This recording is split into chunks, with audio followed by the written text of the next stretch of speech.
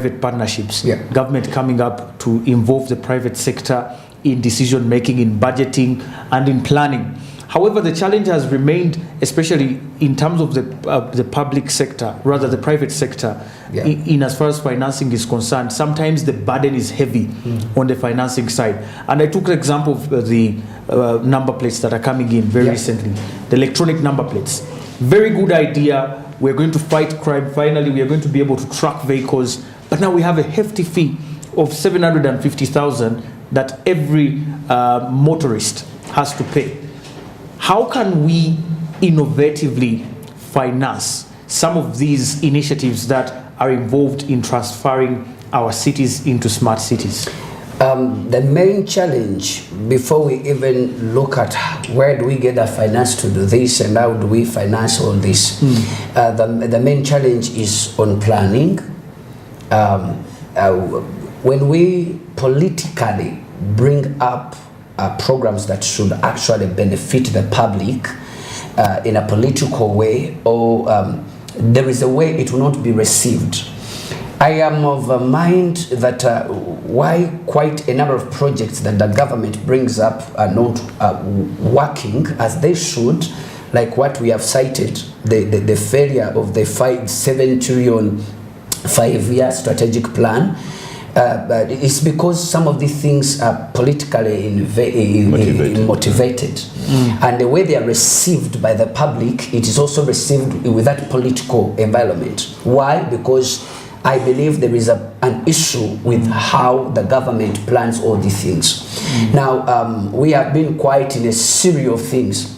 I would look at how do we get this financed. Number one is a private, public-private cooperation, and in this we are looking at inviting venture capitalists, people that can have the money, that can actually invest in these projects, and they can be able to raise back their money at a given time, and they're not highly charging the beneficiaries.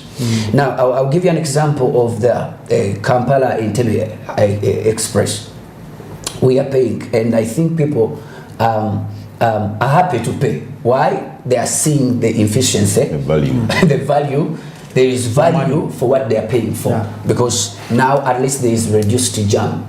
Now, if we can begin to look out for finances that can actually be injected in these projects without pushing the burden on the citizens, because the reason why it is bringing that havoc is because this is a burden, and that's why they are crying of the high prices of fuel and etc. Because even bringing the car here, it's too expensive. The taxes are 200% the price of the car. Now you find that a car that costs $1,000 US, when it is here, 5,000. it is 5,000. Not even 5,000. It is almost 10,000. A car that costs $1,000, 10 times. It is 10 times. So you find that these are burdens. So it is pushing the burden. Now, to remove that burden is we must look out for financing outside.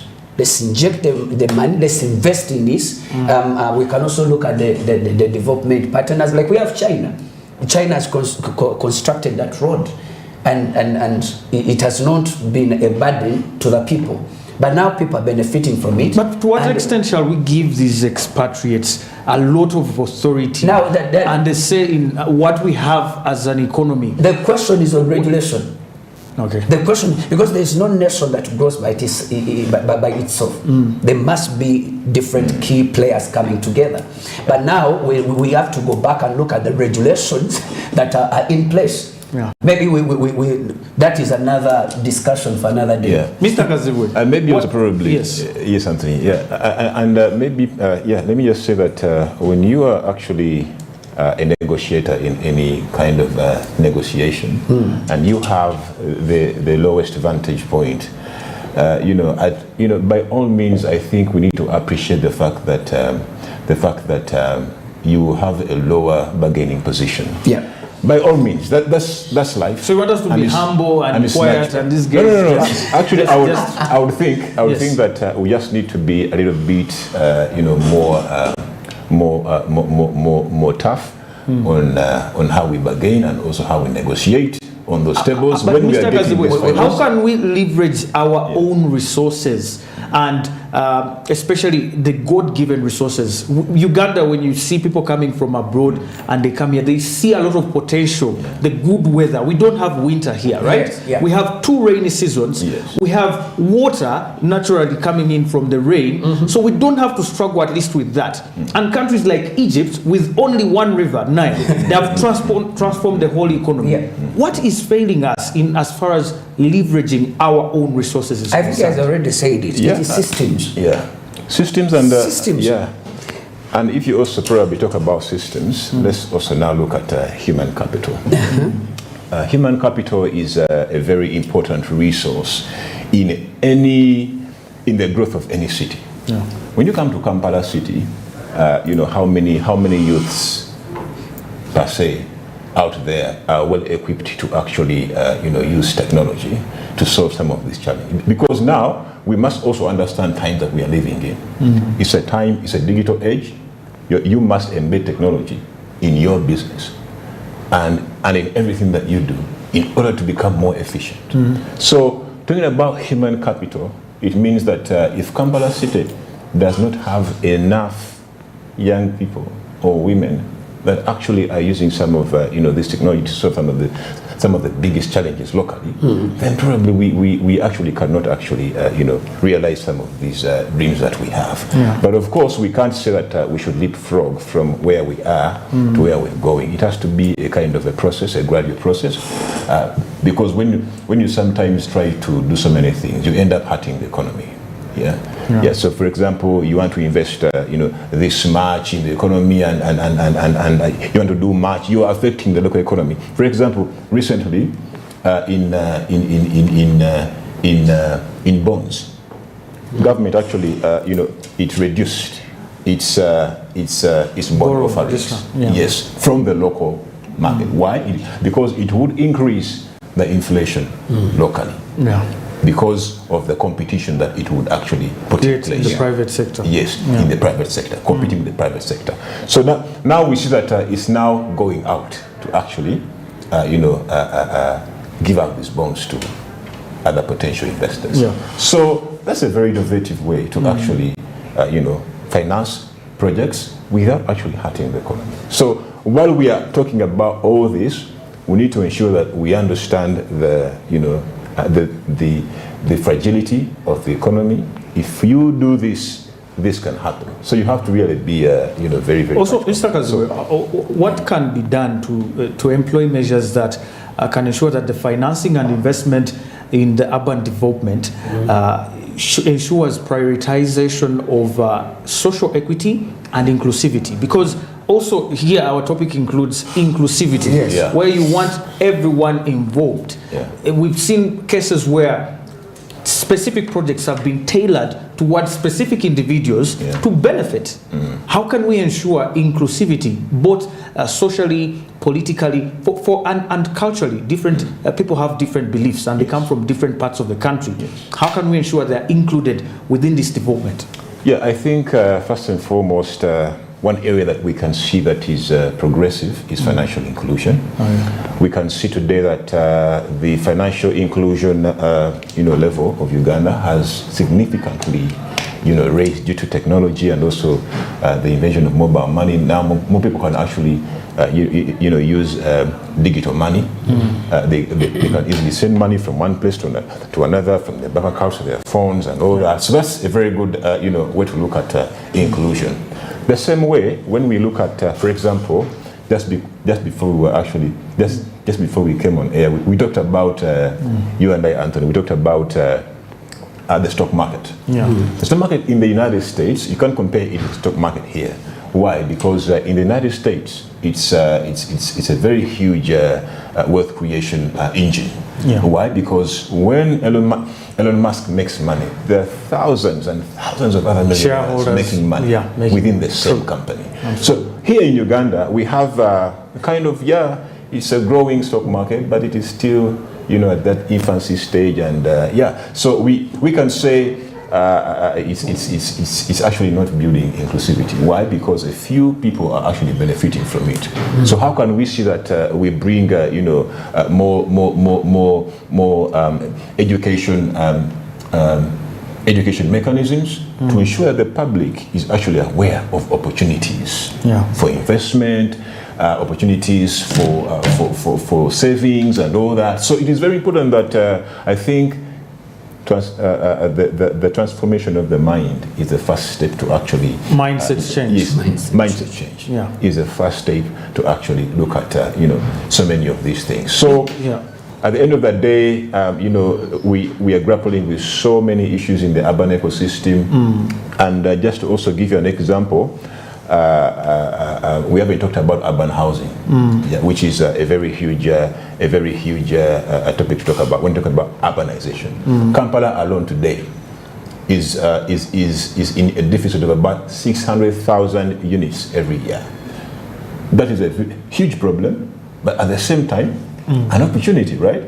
So it is as though that history has taught us that where there is a challenge, there is an opportunity. So to me, as an entrepreneur, or probably as a person who would advocate for entrepreneurship, that requires innovation, an innovative mind. It requires an entrepreneurial culture to actually ensure that we have some of these gaps fulfilled. So with 2.4 million housing gap deficit all over the country, wow, what an amazing problem, but also an opportunity. So that means there is need for more investment in that area. And sometimes you have to actually start from the micro perspective before you even look at the macro perspective. How can I, as an entrepreneur, make use of that opportunity of this data? So it happens that some of this information is hidden from the public, and I would urge the public to actually just raise the bar in actually searching for this information, because the more you know, the more you become more competitive in the market, right? Absolutely. While we are here talking about all these things, someone out there is not actually minding about them, right? So I mean, at the end of the day, the appreciation of this information and to the public and to the private sector makes a very huge difference, I would guess. So it is that is a very important point. Information flow. Now, Africa Center for Economic Dialogue is a non-for-profit organization, and they particularly specialize in public-private cooperation, and they do, of course, provide innovative solutions on how these can be, of course, forged to ensure that government and the private sector work in harmony, and of course create solutions for some of our problems, especially in as far as sustainability, inclusivity, and prosperous future is concerned. Tell us, Mr. Chisache, about the event you're having this Thursday. We've of course had a discussion before on what is happening this Thursday. What do you have for us? This Thursday is our Kampala, the first annual Kampala Business Investment Summit. It is coupled with an exhibition for the businesses to have an opportunity to showcase their products and services. But it's also a platform that we create to demystify such kind of problems that are affecting the economy and actually the business community is facing. And in this, we bring on board different key players, that is the public and private sector. And then we also have government, those are the regulatory bodies, the URA, URSB, etc. Then we also have the diplomatic missions that come in. We work with different embassies as well. We collaborate with them. And then how do we open up the market? How do we create that platform which enables these businesses? These are springboards that help businesses get to the to higher levels of trade, and we also create a platform that enables businesses to network. So on Thursday we will be having quite a lot of amazing ideas shared. We believe that every solution begins with a dialogue.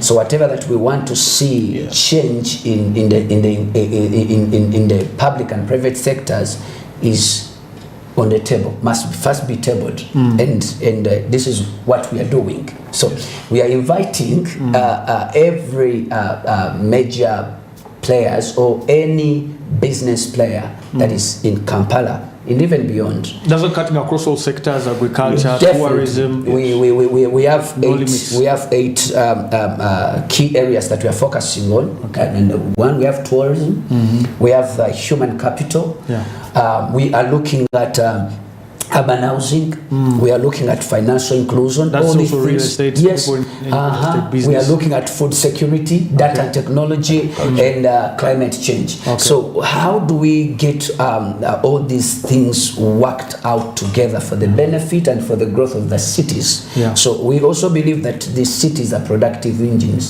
that help the nations, the countries to grow. Yeah. So what we are doing as Africa Center for Economic Dialogue is we are creating these cities as model cities. Yeah. We want to market them as products. We want to find out where are the opportunities. Now, all these things we've been discussing today are opportunities that a worthy investor out there would actually get interested in. But until there's a place where we can come together and share these ideas and open up our mind to search, we can never know where so many other opportunities are.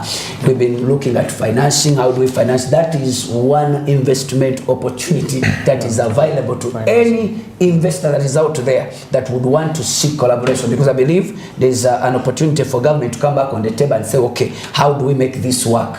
Could we privatize it?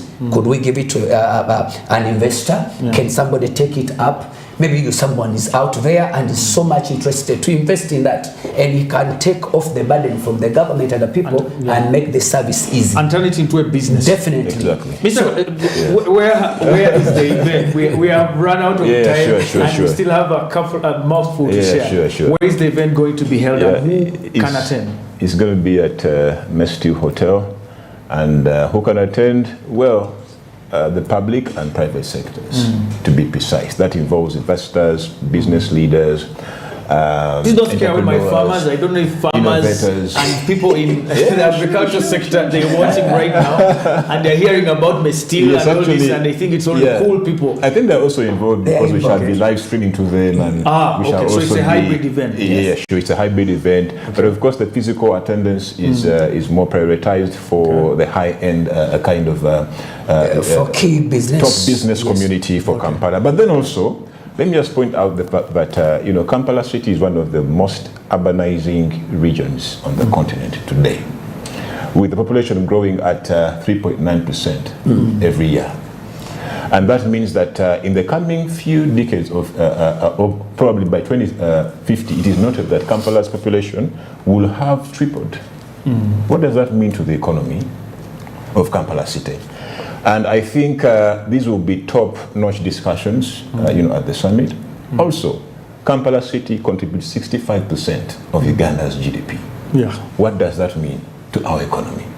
Kampala, we have to put that means there is some emphasis you have to actually give Kampala City to ensure. So if Kampala City does well, the entire economy is going to do well. Yeah. So that is the basis of our argument. And then also we have other secondary cities. The Kampala City, the Kampala Business and Investment Summit is not just a summit for Kampala City. It's a summit for all the other cities across Uganda. But then also we want to also, because we have also participation from other cities outside Uganda, from Nairobi, from Nigeria, that is Lagos, from Zambia, from Zimbabwe, Malawi, name it. Yeah. So it's more of we're looking at urbanization and its integration as well. Yeah, and its impending challenges, but also opportunities, because opportunities is I think where the biggest discussion will be held. Thank you, Mr. Kaziwe. Okay. We have to go, unfortunately, but it was a very insightful discussion. Okay. Thank you so much, Mr. Chisachi, as well, for sharing your insights. There you have it, ladies and gentlemen. I hope to see you there on Thursday at Mestil Hotel on the summit that the Africa Center for Economic Dialogue is going to hold. Definitely, we'll be very glad to have you. My name is Anthony. Coming up is Business Today. Stay with us. Good night.